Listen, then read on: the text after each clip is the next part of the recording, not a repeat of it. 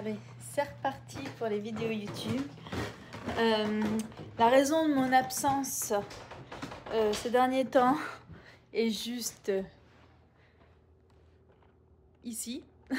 Donc voilà, j'ai essayé de reprendre. Je m'installe et je vous explique tout juste dans 2 minutes. Donc voilà, me voici de retour dans mon atelier. J'ai tout préparé ce matin pour vous expliquer un peu où j'en suis dans ma vie. Je voulais faire un petit bilan et c'est surtout que il y a le week-end dernier, là, donc il y a 4 jours, j'ai réfléchi et je me suis demandé où est-ce que je voulais aller, quelle direction je voulais prendre, et je me suis dit que ça serait intéressant de vous partager justement ce processus, ce qui se passe dans ma tête en ce moment, parce que tout n'est pas si beau que, que ce que l'on croit, dans le sens où c'est pas parce que ça marche bien qu'on est forcément épanoui et qu'on arrive à atteindre tous les objectifs qu'on s'est fixés. J'aimerais beaucoup plus souvent être sur YouTube. La vie a fait que j'ai eu un petit bébé qui s'appelle Jules, et en fait ça a engendré plein de choses dans l'année qui vient de s'écouler. Donc là on est en septembre 2025 et je suis tombée enceinte en octobre 2024. Et avant de tomber enceinte, j'étais en train de lancer des e-books. J'en avais fait un sur la pathologie des ongles qui est fantastique parce qu'il permet de regrouper dans un seul fichier toutes les maladies et pathologies qu'on peut trouver sur les ongles. Et donc du coup, quand vous êtes confronté à ça, vous pouvez vous référer à cet e-book pour savoir que dire à la cliente, à quoi c'est dû et que proposer, si on peut travailler dessus ou pas travailler dessus, si c'est une bactérie ou un virus, enfin voilà. Donc c'était très intéressant et j'avais plein d'autres projets de e-book à faire qui étaient plutôt sympas sur une facette de l'onglerie qu'on connaît pas trop. Donc c'est-à-dire, il y a plein de formations pour savoir comment appliquer du gel, mais par contre la nature de l'ongle, les produits, les maladies de l'ongle et tout ça, il y a moins de formation dessus, donc du coup j'ai voulu me pencher sur le sujet. Bref, j'étais partie dans ça, j'avais envie de lancer des formations en présentiel, j'avais envie, pourquoi pas, de lancer sur du long terme une école pour passer justement les tests, parce que ici il faut une licence pour être prothésiste ongulaire. Donc je m'étais dit pourquoi pas à terme ouvrir une école en présentiel pour les PO de New York, dans le Westchester, donc là où j'habite. Et en fait, je suis tombée enceinte et dès que j'ai su que j'étais enceinte, je suis passée en mode couveuse. C'est-à-dire dans ma tête, ça fait clic, j'arrête de rêver, j'arrête de me projeter trop loin. Là, mon objectif, c'est d'avoir mon enfant qui soit en bonne santé, et c'est surtout que j'étais exténuée pour un rien. Et donc, mon focus, c'était m'occuper de mon fils, bien soutenir ma grossesse et surtout conserver les clientes que j'avais. Mais ça a eu des conséquences sur plein d'autres choses, en l'occurrence sur ma créativité et mon inspiration.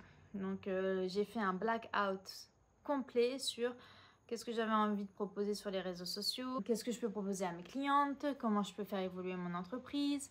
Voilà, là, franchement, un vide intersidéral dans ma tête, juste focus sur ok, je vais essayer d'être en confort dans ma tête et dans ma petite vie, et ça suffira pour cette année. D'un côté, ça m'a, comment dire,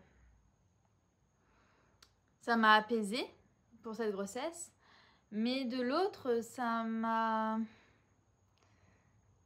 fait baisser dans mon estime et dans ma confiance en moi, pas en termes de prestations, mais en termes de capacité à faire évoluer mon métier, quoi. Donc les conséquences dues à ce manque de motivation et tout, ça a fait ralentir mon activité. J'avais pas mal de clientes, j'arrivais à en avoir des nouvelles, je les acceptais.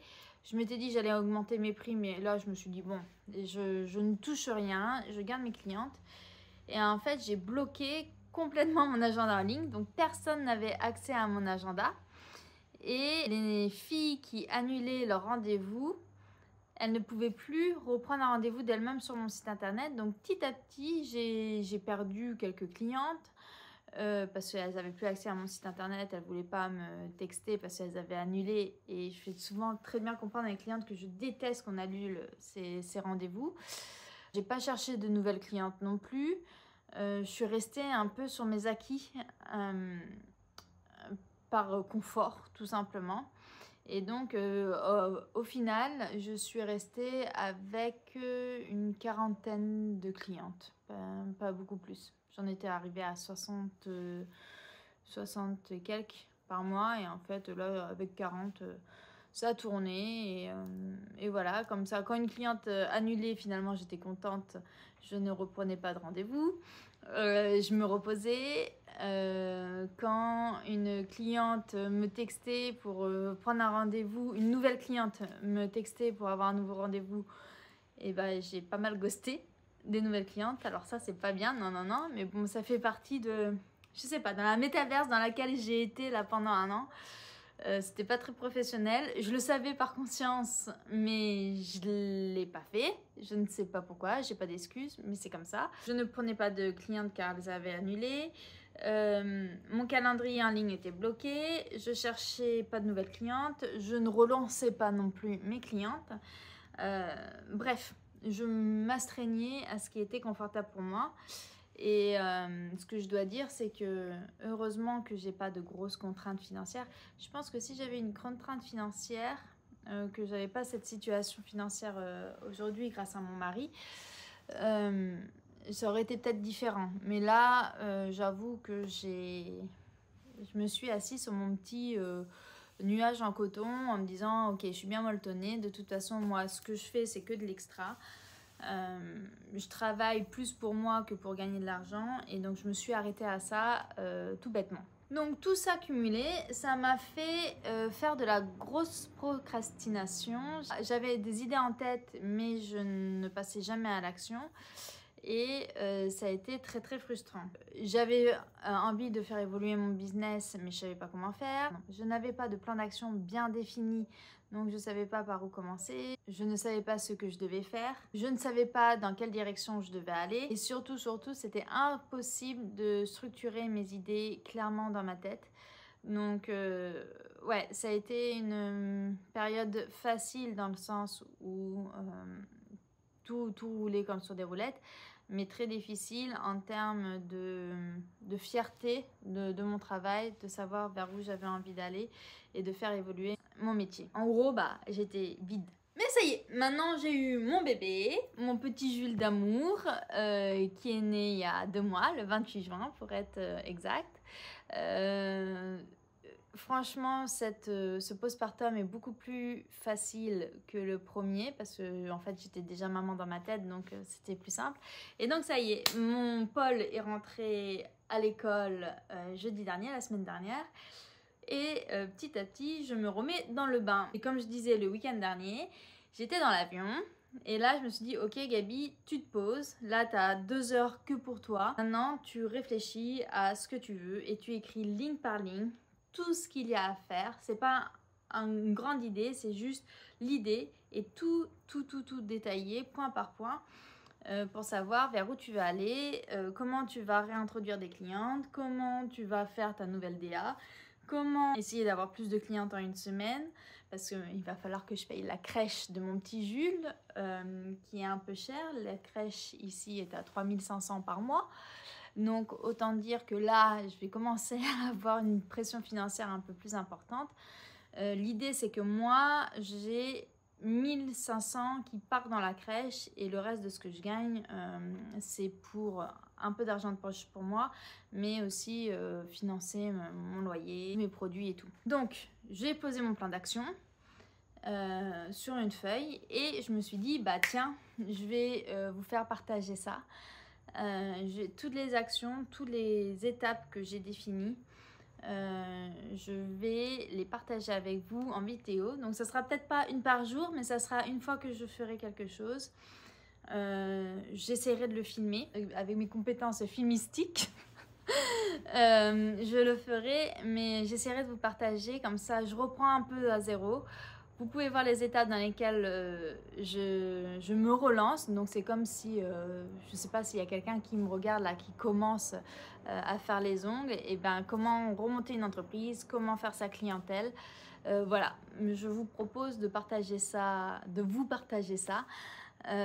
Étape par étape. L'idée c'est de partager avec vous étape par étape ce que j'ai établi dans ma tête et je me dis que ça permet à chacune de voir qu'on peut tout recommencer de zéro entre guillemets et pour aller dans une nouvelle direction sans aucun problème en étant prothésiste ongulaire.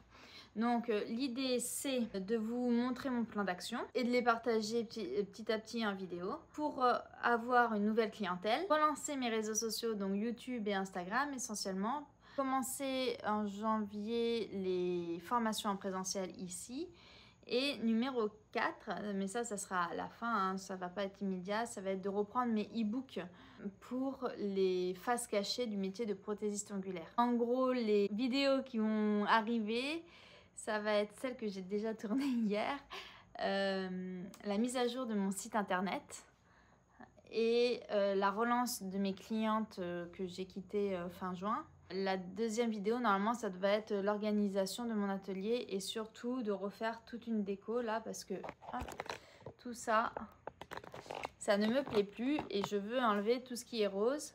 Ça, je vais avoir envie de changer. Bref, j'essaierai de vous expliquer ça dans une vidéo. Et après, qu'est-ce que j'ai mis d'autre? Refaire mon site, recontacter mes clientes, refaire ma page Instagram. J'essaierai de me filmer quand je vais le faire, mais je sais pas comment... Je sais pas, je vais peut-être filmer directement sur mon téléphone. J'essaierai de vous partager ça. Tout ce qui est formation, qu'est-ce que les US demandent pour être formatrice, mon nouvel atelier et un nouveau look parce que j'avais des tenues un peu d'infirmière là quand je faisais mes ongles et en fait j'ai envie d'avoir un peu un autre style, d'être un peu plus habillée lorsque j'accueille mes clientes. Donc voilà, je vous invite à me suivre étape par étape. Je ne sais pas à quelle fréquence je vais publier, mais bienvenue dans cette nouvelle étape de ma vie, dans ces nouveaux projets.